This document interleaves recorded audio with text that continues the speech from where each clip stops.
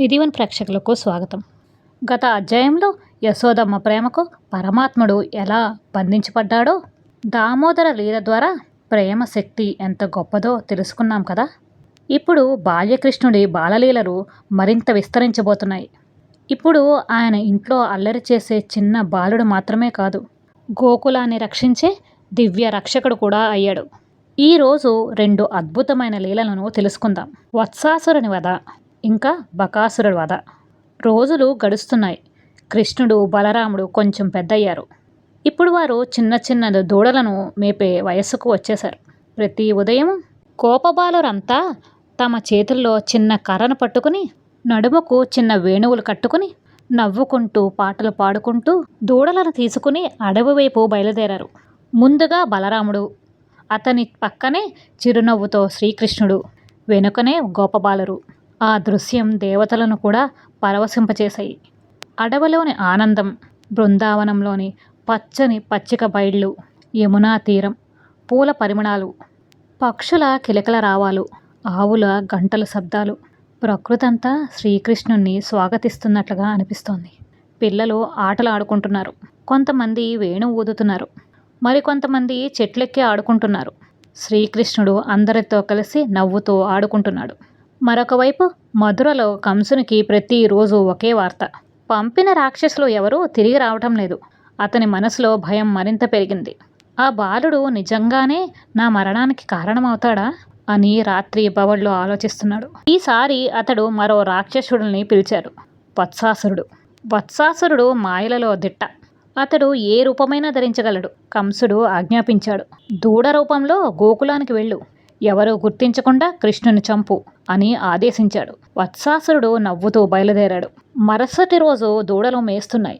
వాటి మధ్యలో ఒక కొత్త దూడ చేరింది. బయటకు చూస్తే సాధారణ దూడే, కానీ దాని కళ్ళల్లో క్రూరత్వం ఉంది. గోపబాలురెవరూ దానిని గుర్తించలేకపోయారు. కానీ శ్రీకృష్ణుడు మాత్రం వెంటనే గుర్తించాడు. కృష్ణుడు బలరాముని చూసి చిరునవ్వు నవ్వాడు. అన్నయ్య, మన మధ్య ఒక అతిథి వచ్చాడు అని అన్నాడు.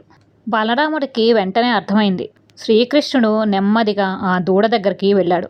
ఒక్కసారిగా దాని వెనుక కాళ్లను, తోకను పట్టుకున్నాడు. గిరగిరా తిప్పాడు.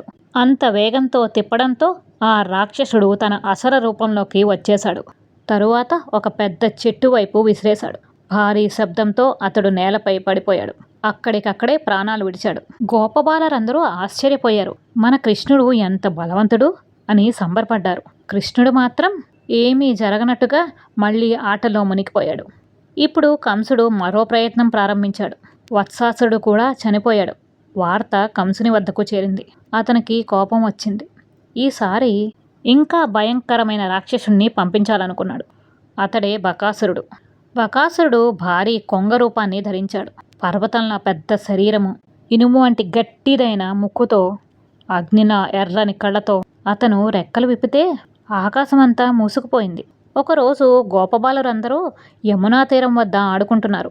అప్పుడే ఒక పెద్ద కొంగ అక్కడికి వచ్చింది. దానిని చూసి అందరూ భయపడిపోయారు. అతడు ఒక్కసారిగా కృష్ణుణ్ణి తన ముక్కుతో పట్టుకున్నాడు. కృష్ణుణ్ణి మింగేశాడు. అందరూ భయంతో కేకలు వేశారు, కృష్ణ, కృష్ణ. బలరాముడికి గుండె ఒక్కసారిగా ఆగిపోయినట్టుగైంది. కానీ అక్కడే ఒక అద్భుతం జరిగింది. బకాసురుని గొంతులో కృష్ణుడు అగ్నిలా మారిపోయాడు. భరించలేని వేడి. బకాసురుడు వెంటనే శ్రీకృష్ణుని బయటకు ఉమ్మేశాడు. కోపంతో మళ్ళీ తన పెద్ద ముక్కుతో దాడి చేశాడు. ఈసారి శ్రీకృష్ణుడు 2 చేతులతో అతని ముక్కును పట్టుకున్నాడు. చిన్న బాల చేతులు, కానీ అవి జగన్నాథుడి చేతులు. ఒక్కసారిగా ఆ ముక్కును 2 భాగాలుగా చీల్చేశాడు. భారీ గర్జనతో బకాసురుడు నేలపై పడిపోయాడు. అతను ప్రాణాలను విడిచాడు. దేవతలందరూ ఆనందించారు.